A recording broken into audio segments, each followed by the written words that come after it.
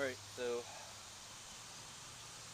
cornfield that I planted with the help of my buddy Brad and Lily, and as you can see, it looks like crap.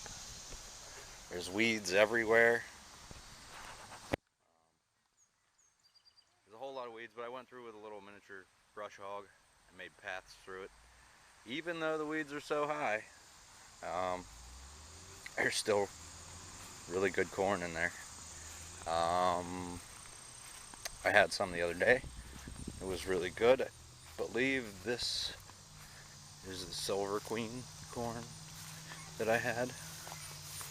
And this is where I picked most of it, but here's cobs.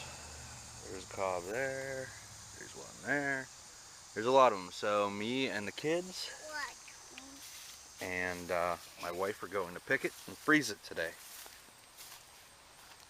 And I will show you what it ended up looking like, even with all these. Oh, you all right, bro? Yep. Even with all these weeds, still got good corn. Like I said, every year I try to,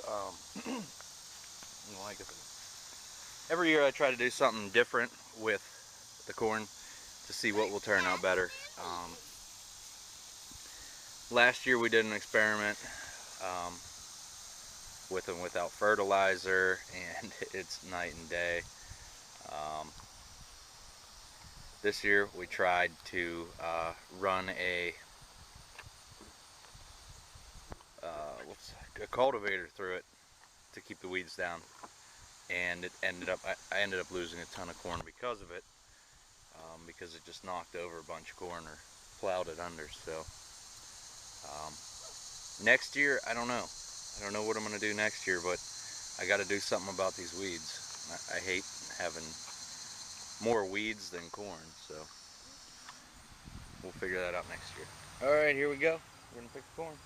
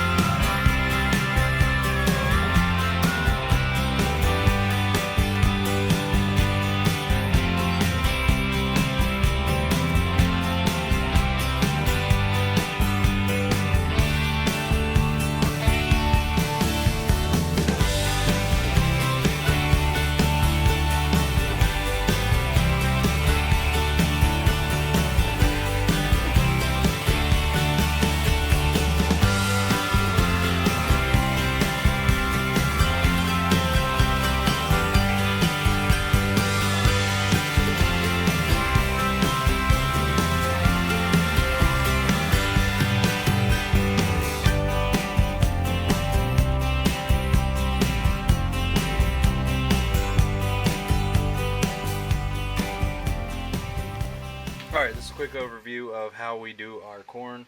This is how my aunt has done hers for years and years, and it turns out the best I've ever had. It's really hard to duplicate. I don't know if we will duplicate it, but she does fantastic with it. So here's what we have. We are peeling the ears and then cutting them off. We're cutting them off with a knife. I do have a corn, something to like peel it off, but I don't know. We used it last year and ended up making it mushy, so we're using a knife to cut it off. We are cutting the corn off of the cob prior to cooking it. Last year we cooked it on the cob and it was really hot. And, this way I think turns out better. You know, you could try it yourself. Tell me what you think, but my wife is cutting it off the cob after we peel it, and then we're putting it in a pot, and this might be a little extra water, but it's just covering the top of the corn, and we're cooking it down for 7 minutes. A lot of people have different how long they think it should cook, but once it boils, we're leaving it 7 minutes. Turns out real well. Stirring it every couple minutes. Okay, and then we are draining out most of the water, leaving just a little bit. As you can see here, just a little bit of water in there. Letting it cool. and it's almost cool. It's almost cooled down. We need more ice in the water to cool it down, but we're straining it, putting a tablespoon of salt and 3 tablespoons of sugar in. Actually, I'm sorry. We're putting that in before we cook it, before it goes over there. So, tablespoon of salt, 3 tablespoons of sugar. Cool it, bag it, freezer. Turns out fantastic. You don't have to deal with hot cobs. Cutting corn off of hot ears of corn. I think this is the way to do it. Thanks for watching.